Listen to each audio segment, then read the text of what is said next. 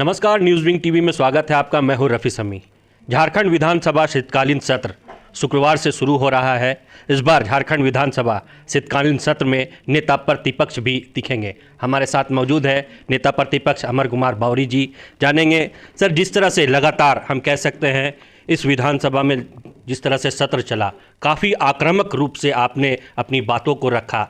चूँकि अब आप नेता प्रतिपक्ष हो गए हैं, किन मुद्दों को लेकर के सरकार को घेरेंगे और अब क्या स्ट्रैटेजी और स्टाइल होगा?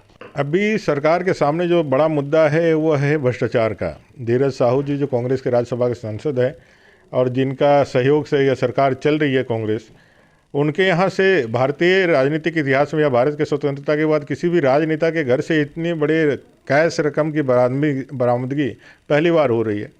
पूरा दुनिया स्तब्ध है, आश्चर्यचकित है। लोग जानना चाहते हैं कि पैसा कहाँ है। हम सब लोग जानते हैं कि झारखंड का पैसा है, झारखंडियों का पैसा है, झारखंड के गरीब लोगों का पैसा है, जिनके जीवन के उत्थान के लिए यह पैसा, जिनके जीवन में नया सवेरा लाने के लिए पैसा था, वो इनके घरों में चला गया है। और ये कांग्रेस का पुराना सगल रहा है, कांग्रेस का इतिहास ही रहा है। जीप घोटाले से 1950 से यह यात्रा प्रारंभ हुई थी कांग्रेस की, और बोफोर्स घोटाले से लेकर के स्पेक्ट्रम घोटाला, कोलगेट घोटाला, कई एक घोटाले इन्होंने किए हैं और ये इतिहास रहा है। और आदरणीय अपने उस समय के तत्कालीन प्रधानमंत्री राजीव गांधी जी कहते थे, जो स्वीकारोक्ति थी उनकी, जो 1 रुपया दिल्ली से भेजा गया पैसा गांव गरीब तक पहुंचते पहुंचते 15 पैसा हो जाता है, 85 पैसे जो है गौन हो जाता है, वो विलुप्त हो जाता है या लोप हो जाता है। वो कहाँ जाता है? वो ऐसे ही कांग्रेसी बड़े लोगों के घरों में, उनके सेल्फ में, उनके अलमारियों में, उनके तिजोरियों में जाकर के बैठ जाता है। यह स्पष्ट और एक बड़ा उदाहरण है। उस स्वीकारोक्ति के बाद पहली बार देश के अंदर एक प्रधानमंत्री आते हैं जो भ्रष्टाचार पर जीरो टॉलरेंस करके और संविधान की पूरी व्यवस्था का लाभ आम आदमी के जीवन में परिवर्तन करने के लिए करते हैं। यह पैसा पकड़ाता है, तो ये समकालीन और समकालीन विषय है जिसको राज्य सरकार को जवाब देना है। लॉ एंड ऑर्डर है यहाँ पर, जिस लॉ एंड ऑर्डर के डिटेक्शन की हालात ऐसी है कि जेल के अंदर हत्याएं हो रही, जेल के बाहर पुलिस की हत्याएं हो रही है। इन एन एवरेज हर दिन 5 मर्डर और 5 बलात्कार दुष्कर्म की घटनाएं हो रही। 100 से ज़्यादा दंगे इस राज्य सरकार में। एनसीआरबी की रिपोर्ट है। व्यवसाय ऐसा तंग है कि उन्होंने अपने प्रतिष्ठानों को बंद कर दिया है। धनबाद के अंदर जिस तरह से कोयला, बालू, लोहा, इसकी लूट मची हुई है।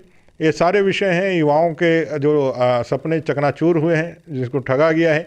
एग्ज़ाम का डेट निकालने के 5 दिन बाद उसको जो है 5 दिन पहले जो है इसको खारिज कर दिया जा रहा है। फिर नया डेट निकाला जा रहा है। एक ही दिन में 2 परीक्षाएं जेपीएससी जेएसएससी ले रहे। ये सरकार के नीति और नियत दोनों में खोट है। एक कई बार हम लोगों ने उदाहरण के साथ बताने का काम किया है।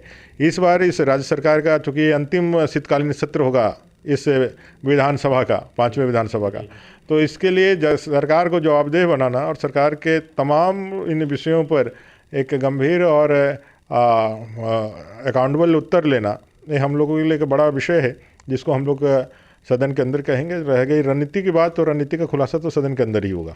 लगातार आप लोग बातें उठाएंगे और देखा गया है विधानसभा में आप लोग बातें उठाते हैं, सत्ता पक्ष की तरफ से उसे रोका जाता है। कहीं ना कहीं कई ऐसे सत्र है जो हंगामे का भेंट चढ़ गया। हंगामे का भेंट ना चढ़े, क्योंकि सरकार को भी ये जवाब मिल जाती है कि विपक्ष हंगामा कर रहा है, जनता के मुद्दे गौन है, तो हंगामे का भेंट ना चढ़े, इसको लेकर के भी कुछ है स्ट्रैटेजी? वो सारे रणनीति, मैंने कहा ना, सारे रणनीति का खुलासा जो है वो सदन के अंदर ही होगा। आप लोग बस इंतज़ार करिए।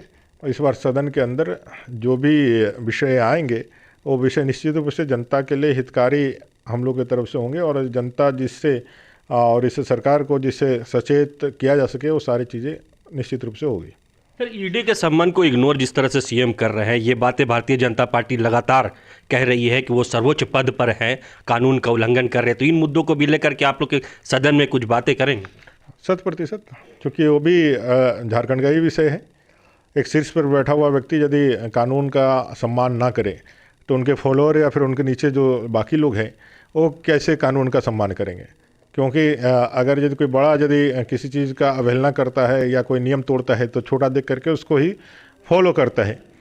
तो मुझे लगता है कि वैधानिक पद पर बैठा हुआ व्यक्ति जो सब पद और गोपनीयता की शपथ लिया हो, जिसने कानून के संधारण की जिम्मेवारी संभाली हो, वही जगह तोड़े तो अराजकता की स्थिति, जंगल राज की स्थिति तो पैदा हो गई है। और उसी का खमियाजा 3.5 करोड़ झारखंड की जनता भुगत रही है। जो आज स्थिति परिस्थिति है जिसमें लोगों की जीवन सुरक्षित नहीं है, महिलाओं का इज्जत सुरक्षित नहीं है, युवाओं का भविष्य सुरक्षित नहीं है, दलितों का जो है वो मान सम्मान सुरक्षित नहीं है, तो इस पूरा कारण है कि भाई आज राज्य का जो मुखिया है या राज्य का जो नेतृत्व करता है वो किसी भी कानून को नहीं मान रहे हैं, वो कानून से ऊपर अपने आप को समझ रहे हैं, जबकि संविधान या कानून जो भारत का कानून किसी को भी जो है इससे परे जाने नहीं देता है। आपको लगता है कि आप निर्दोष है तो आपको कोर्ट का शरण जाना चाहिए, और कोर्ट के शरण आप गए भी थे, वहाँ से भी आपको राहत नहीं मिली है, तो आपके लिए बेहतर यही होगा कि एक मर्यादा का एक उदाहरण प्रस्तुत करें और इनके पास जाकर के जो है अपने जो भी विषय है उसको बताएं, नहीं तो ये बहुत ही अराजक स्थिति है झारखंड के अंदर। तो ये थे हमारे साथ नेता प्रतिपक्ष अमर कुमार बावरी जी, जिन्होंने साफ कहा है कि शीतकालीन सत्र में झारखंड के जनता के मुद्दों को लेकर के सरकार से सवाल किया जाएगा, आवाज़ बुलंद किया जाएगा। बहरहाल देखने वाली बात होगी कि जिस तरह से पिछले कई बार सत्र हंगामे का भेंट चढ़ा है, ये शीतकालीन सत्र क्या कुछ निकल करके आता है, क्या इस बार भी हंगामे का भेंट चढ़ता हुआ शीतकालीन सत्र नज़र आता है या जनता की आवाज़ बुलंद होती है।